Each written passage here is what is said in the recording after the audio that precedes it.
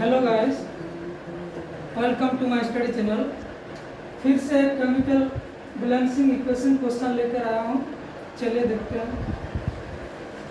देखिए यहाँ पे Al2SO4 3 प्लस BaCl2AlCl3 BaSO4। सबसे पहले हम लोग को ये एटम सबको लिखना पड़ेगा। देखिए ये हुआ AlSO4 sulphur, barium, chlorine, AlCl, BaSO4। बहुत साइड देखिए सेम है। सबसे पहले लिख लीजिए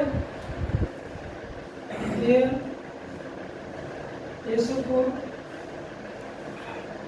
इसको आइडेंटिफाई करना जरूरी है, क्योंकि इसको अगर ठीक से आइडेंटिफाई नहीं कर पाए तो फिर ठीक ठाक आंसर नहीं निकलेगा। BaCl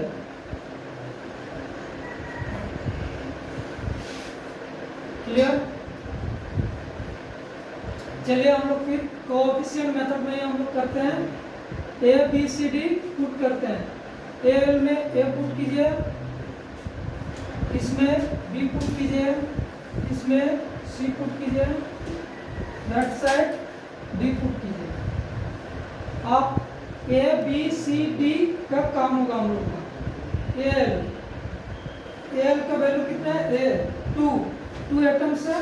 आप A2A इक्वल टू, इधर देखिए इस साइड कहाँ पे और है, Al इस साइड और नहीं है। इधर देखिए Al यहाँ पर है, इधर भी नहीं है। Al कितना है यहाँ पे?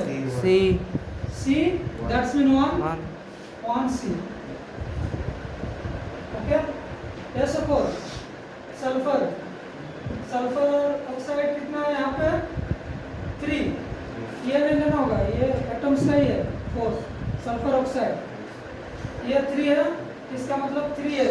गलती से इसको मत कर दीजिएगा, इसीलिए इसको आइडेंटिफाई करना सीखना पड़ेगा आप लोग। एटम से याद रहना चाहिए। SO4 दैट्स मीन क्या? हाँ, सल्फर ऑक्साइड। वो जैसे आ जाता है ऑक्साइड 3 है इक्वल टू, इधर SO4 कहाँ है? D में है। इसका मतलब D का D ओनली D होगा, D4 नहीं होगा। वो यहाँ पे SO4 एटम्स है ना, इसीलिए बोल रहे हैं इसको ठीक से ही कीजिएगा। SO4 उसके बाद देखिए BA कितना है? 1 है ना। कुछ वैल्यू नहीं है इसका, कुछ ये नहीं है। B ओनली B होगा। 1B भी लिख सकते हैं। इधर B है, कहाँ पे है? D कुछ नहीं, ओनली D। अब देखिए Cl में Cl 2 है ना, 2। इसका मतलब 2B होगा। 2B इक्वल टू, इधर Cl कहाँ पर है? 3। इसका मतलब 3C। क्लियर। आप देखिए सबसे ज्यादा किस में है, उसी को हम लोग पुट करेंगे। यहाँ A है 2 टाइम्स है, लास्ट 2 टाइम्स है। C 2 टाइम्स C है। अब D ऑल में 2 टाइम्स है, सेम है। आप हम लोग कोई भी ले सकते हैं इसमें और सोचने का बात नहीं है। इसमें A का वैल्यू आप लोग ले लेते हैं। इस साइड ले A वैल्यू 1 मान लेते हैं ना। A का वैल्यू 1 मान लिया। आप A का जगह 1 पुट कीजिए। सबसे पहले 2 1 इक्वल 1C मतलब C। हाँ, अब देखिए C इक्वल टू 2 होगा ना जी। इधर टिक कर दिए इसको।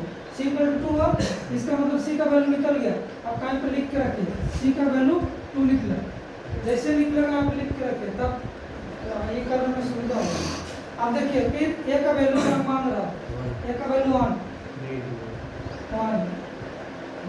अब D का वैल्यू भी निकला 3। D को इधर किया 3 आ गया। 3 into 1 अब D का वैल्यू भी निकला। 2 चीज का वैल्यू निकला। आप देखिए B का वैल्यू नहीं निकला। B इक्वल टू D का वैल्यू पुट कीजिए। D का वैल्यू कितना निकला है? 3 पुट कर दीजिए। आप देखिए ये भी निकल गया। का वैल्यू भी निकल गया 3। नेक्स्ट है आपका 2b3c 2b3c हो गया।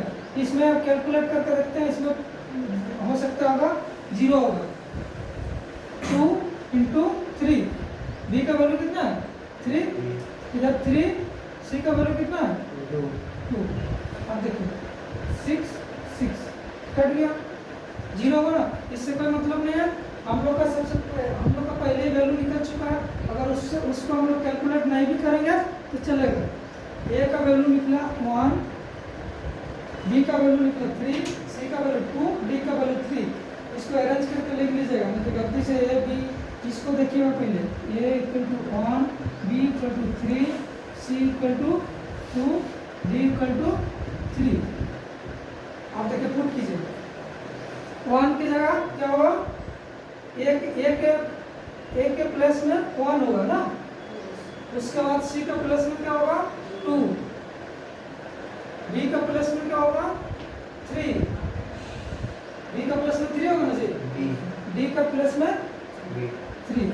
आप इसको मैच कीजिए, L1 मतलब 2L हो गया, यहाँ भी देखिए L2 हुआ, L2। नेक्स्ट देखिए सल्फर ऑक्साइड है आपका 3, 3 1 3, इधर देखिए sulphur oxide 3, clear. Next side देखिए 3 Br3, इसका मतलब इधर भी Br3 होगा, 3 मिल गया। Cl2, 2 इंटू 3 6 होगा, Cl6, यहाँ पे देखिए 3 into 2 Cl6, clear. I hope बहुत इजीली समझ में आया होगा। चलिए फिर नेक्स्ट वीडियो में मिलते हैं। Thank you, bye.